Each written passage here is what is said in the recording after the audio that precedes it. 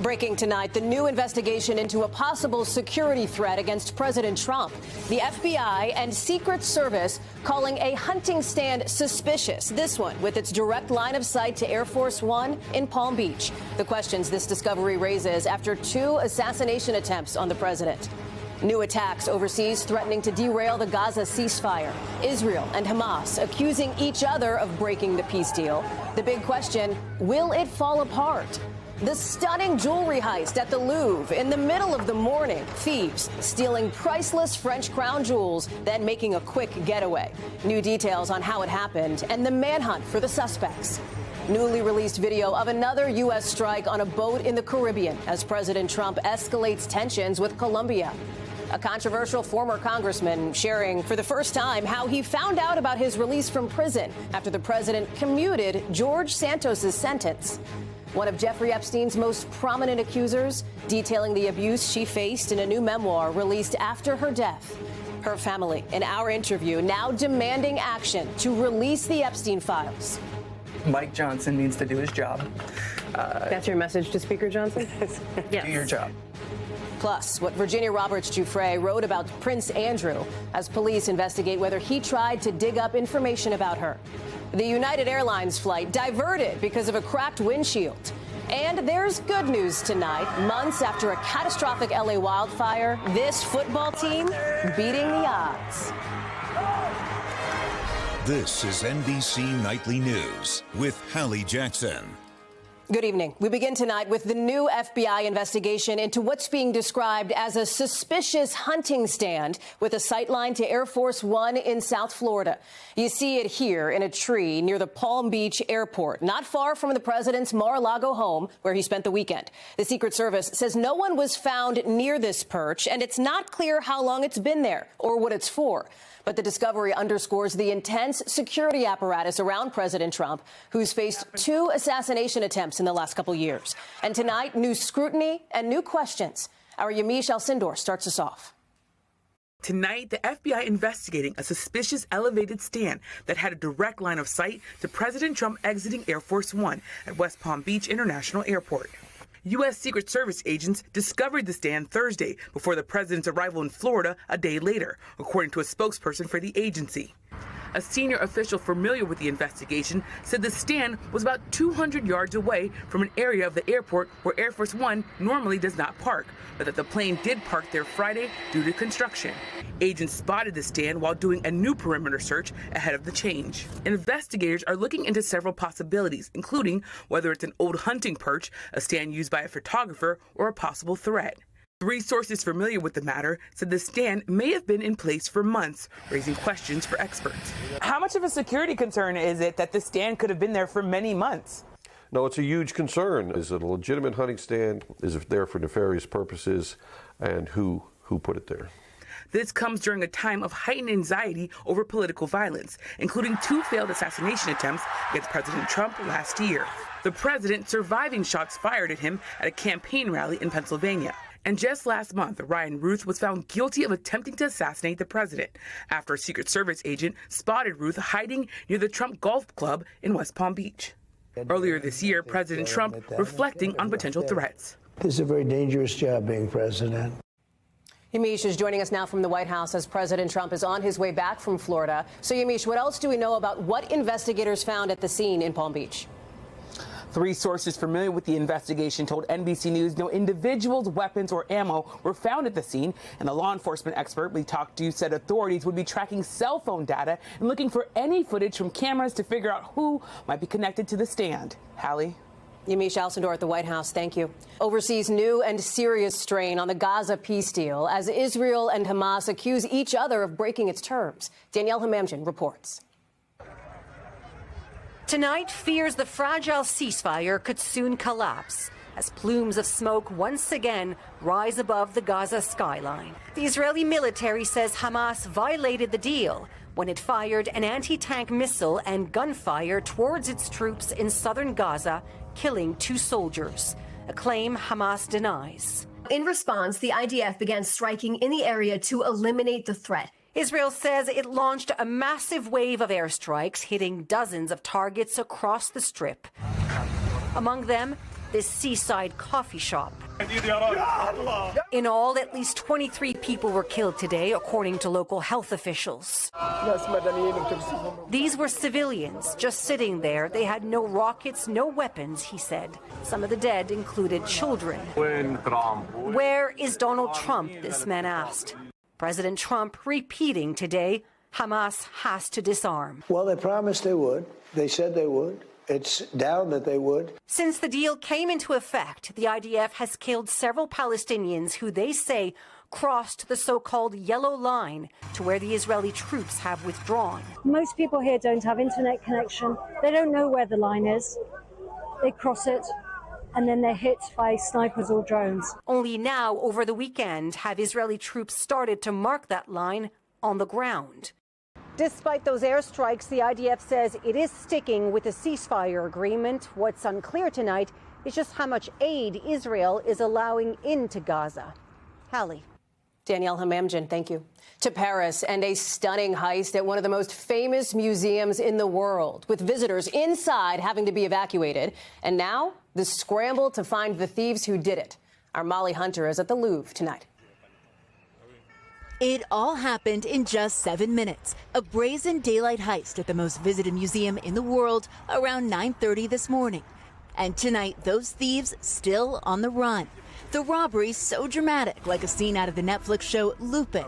The necklace belonged to Marie Antoinette. We're gonna steal it. The interior minister says the experienced burglars used this ladder mounted on the back of a truck, then broke a window with a disc cutter, forcing their way in during museum hours. The apparent target, La Galerie d'Apollon, on the second floor, home to the French crown jewels. Smashing 2 display cabinets, according to the Culture Ministry, stealing 9 priceless royal items in all, including a tiara, a sapphire necklace, a single sapphire earring, an emerald necklace, and a pair of emerald earrings, a brooch, another tiara, and corsage bow, both belonging to fashion icon Empress Eugenie, Napoleon III's wife. In the gallery, the thieves left behind the 140-carat Regent diamond, one of the Louvre's most prized possessions. And in the getaway, it appears they dropped something on their way out. A crown belonging to Empress Eugenie was found outside the museum. When you rob the Louvre, that's a big deal to all of France. Officials say the operation was nonviolent, but tourists already inside were evacuated and the museum shuttered for the rest of the day. And tonight, the race is on to find those responsible. Molly Hunter is joining us now from outside the Louvre, which, Molly, had already been navigating these huge crowds generally. Talk to us now about the manhunt, because police say they're doing everything to track down not just the thieves, but, of course, the jewels. Hallie, that's right. Good evening from a very rainy Paris. But there are about 60 police officers on the case tonight. We're told officials believe there were likely 3 or 4 thieves who were involved in the operation. They say they made their getaway on motorbikes. And one of the clues they're looking into tonight is a high-vis vest left behind on the scene by one of the thieves. Hallie? Molly Hunter on the scene there in Paris. Thank you. Also tonight, President Trump ramping up pressure on Colombia, saying in a new post online he's cutting off aid to the country and calling the Colombian president an illegal drug dealer, in his words. That leader has accused the U.S. of killing a fisherman in a strike on a boat this week. Defense Secretary Pete Hegseth posting a new video today showing a strike on what he says was a boat operated by a Colombian rebel group that the Trump administration says was carrying drugs. Also tonight, we are hearing for the first time from a controversial former congressman now out of prison after President Trump commuted his sentence. Stephen Romo is following this. And Stephen, George Santos says he feels like he's getting a second chance. Yeah, Hallie, today we heard from Santos for the first time after his release from prison on Friday, apologizing to the public and saying he wants President Trump to know he won't disappoint him. Santos was serving a 7-year federal sentence for convictions of wire fraud and aggravated theft. He talked about the moment he found out that sentence and restitution were commuted. I wasn't even aware until I learned it off of the chyron of mainstream media inside of the prison myself. Other inmates saw it and called me over to see it. I spoke to an alleged victim of Santos who is outraged by this, calling it unjust. When Santos was asked if he would run for office again, he ruled it out, at least for the next decade. And, Hallie, he announced he's back on the app Cameo, selling personalized videos starting at $300. Hallie? Stephen Romo, thank you. Also tonight, new allegations from one of Jeffrey Epstein's most prominent accusers and a new call to action from the family of Virginia Roberts Giuffre ahead of the release of Giuffre's posthumous memoir. One of the most prominent Jeffrey Epstein accusers telling her story in her own words months after her death. Virginia Roberts Giuffre and her memoir, Nobody's Girl, containing disturbing and graphic descriptions of the abuse Epstein and others put her through. And for the first time, details of the years of abuse before that by other men, including, allegedly, her own father, starting when she was just 7 years old, something she says she hid from her brothers until much later. You confronted your dad. What did you say to him? I said, we know. I mean, you were dad. You sexually abused your daughter. It's absolutely heinous what he did. Sky Roberts is 5 years younger than Virginia, who was groomed to be Epstein's, as she put it, sex slave when she was 16. She recounts in her memoir the moment Epstein pulled out a grainy photograph of Sky, then in middle school. "We know where your brother goes to school," Giuffre says Epstein told her. "You must never tell a soul what goes on in this house." Later, Giuffre suggests Epstein may have paid off their father in exchange for his silence. I do remember my dad buying decently nice things at certain points in our life, like a new boat, and if there was a payment wired to him, like it would be disgusting. It'd be disgusting that he accepted money. Their father, also named Sky Roberts, denies allegations against him, telling NBC News, "Never once did I ever abuse my daughter." And in a statement in the memoir, says he never knew what was going on with Epstein until he saw it online. The memoir details Giuffre's abuse under Epstein, who died by suicide awaiting trial in 2019, and under Ghislaine Maxwell, Epstein's co-conspirator, who was convicted of sex trafficking in 2021. She's described by Giuffre as an apex predator who made her own sexual demands of the girls she groomed. Giuffre says Maxwell introduced her to Prince Andrew when she was 17. "My daughters are just a little younger than you," Giuffre remembers him saying, adding he behaved as if he believed having sex with me was his birthright. Just today, a spokesperson for Britain's Metropolitan Police tells NBC News they're actively looking into reports Prince Andrew tried to obtain personal information about Giuffre. He has not commented on the newspaper reports and did not immediately respond to NBC's request for comment. The prince has long denied Giuffre's allegations. In 2022, settling a civil sex abuse lawsuit with Giuffre out of court, and in a statement, without admitting wrongdoing, said he never intended to malign Giuffre's character and regrets his association with Epstein. On Friday, the king's younger brother said he would stop using his Duke of York title after new questions over his relationship with Epstein. Maxwell also denies the allegations against her and has sought to overturn her sex trafficking conviction, though the Supreme Court recently denied her appeal. Giuffre leaves other men unnamed. She writes, "Maybe in the future I will be ready to talk about these men, but not now." Giuffre's co-author, Amy Wallace. This book was never intended to be a list of names. It was intended to describe what it's like to be a 16-year-old girl and enter this world, and then have to navigate it.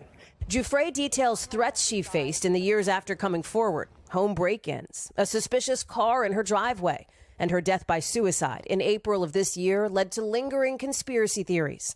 Her brother was in Australia visiting Virginia when she died. I knocked on the door and no response. I was like, okay, that's weird. And I jiggled the door handle. No response. But I kicked the door open. And that's where I found my sister, and I tried to resuscitate her. For 45 minutes. And paramedics came and they had pronounced her dead. Shortly after. So, unfortunately, it's a suicide. And I hope you can see that through the pain, because it pains me to have to say that too. In the family's pain, anger, too, at what they now see as a stalled fight for accountability. Because of the political turmoil, we haven't been able to, rest or feel at peace. A bipartisan bill in the House of Representatives aims to force a release of the Epstein files, just one vote short, and a newly elected Democrat has pledged she'll back it. But House Speaker Mike Johnson says she won't be sworn in until the government shutdown ends. Mike Johnson needs to do his job. That's your message to Speaker Johnson? Yes. Do your job. Do your job. Absolutely.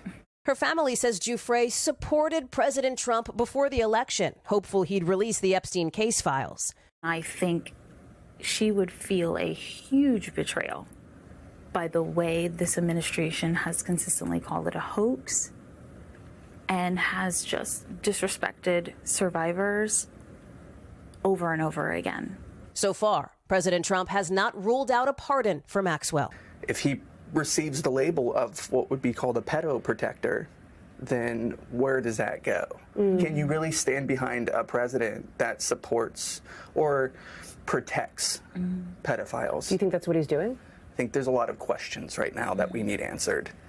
Now, a family's fight for justice and for their sister's legacy. I feel a deep responsibility as her brother. She's always had my back. It's my turn.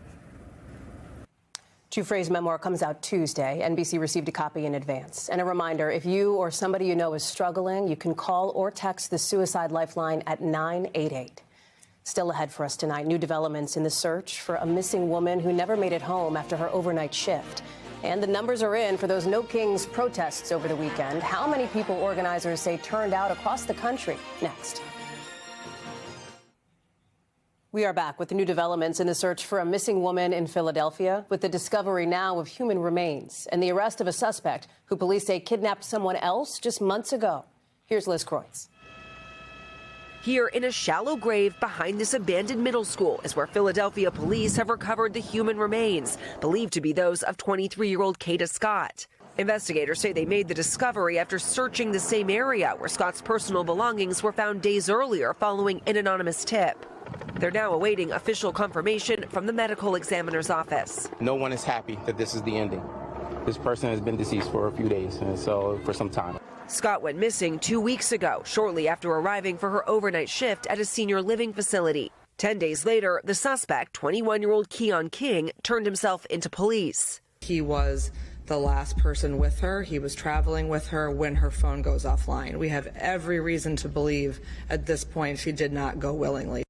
In this chilling video, investigators say you can see King shortly before he kidnapped and assaulted a different woman earlier this year. Go away, don't come over here. The Philadelphia DA's office says that case was dropped after the victim failed to appear in court. But the office is now refiling those charges, along with kidnapping and other offenses related to the disappearance of Scott. Her father saying she was creative, loved fashion, and participating in beauty pageants. I would also ask you to continue to pray for Ms. Scott's family. Records show King is currently being held on $2.5 million bail. He has not entered a plea, and his attorney has not responded to NBC News' request for comment. Liz Kreutz, NBC News. We are back in a moment with the United flight diverted after the windshield shattered at 36,000 feet. That's next.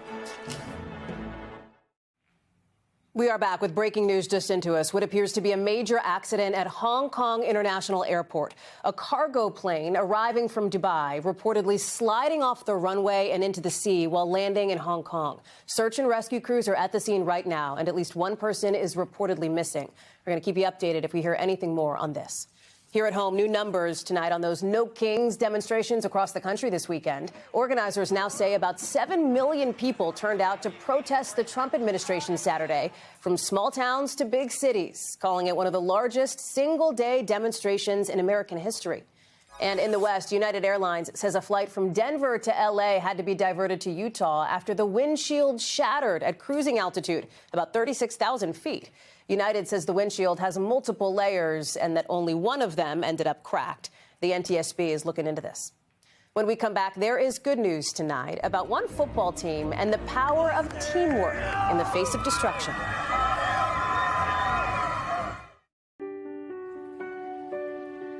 There is good news tonight about teamwork in tough times and what it means to leave it all on the field. This season at Palisades Charter High School, these football players have been showing their grit on the field and off. Actually, Mike, you be right here. The Dolphins pushing through a year that's been anything but ordinary. We got to have unwavering faith in each other. The Palisades fire ripping through their community earlier this year, burning down part of their school and destroying the place they called home. The team not sure if they'd even have a season.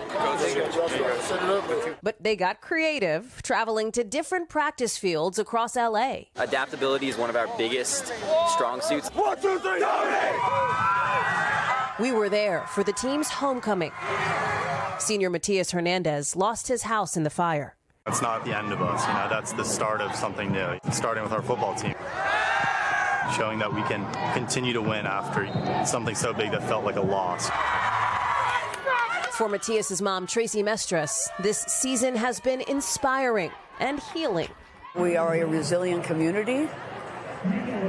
We care about each other. Let's go defense! And we really are there for each other. And at the end of the fourth quarter, are you ready? The Dolphins coming out victorious. Not just this game, but every game so far, they're undefeated. Beating the odds and moving forward together. 1, 2, 3, 4, 5, 6. I love those guys. I love them to death. They're my brothers, and there's no people I'd rather be playing with. Go Dolphins, win or lose. That's Nightly News for this Sunday. Stick around. More football is up next with Sunday Night Football. The Falcons up against the 49ers. Tom will be back tomorrow. I'm Hallie Jackson. For all of us here at NBC, thanks for watching and have a great week. We thank you for watching. And remember, stay updated on breaking news and top stories on the NBC News app or watch live on our YouTube channel.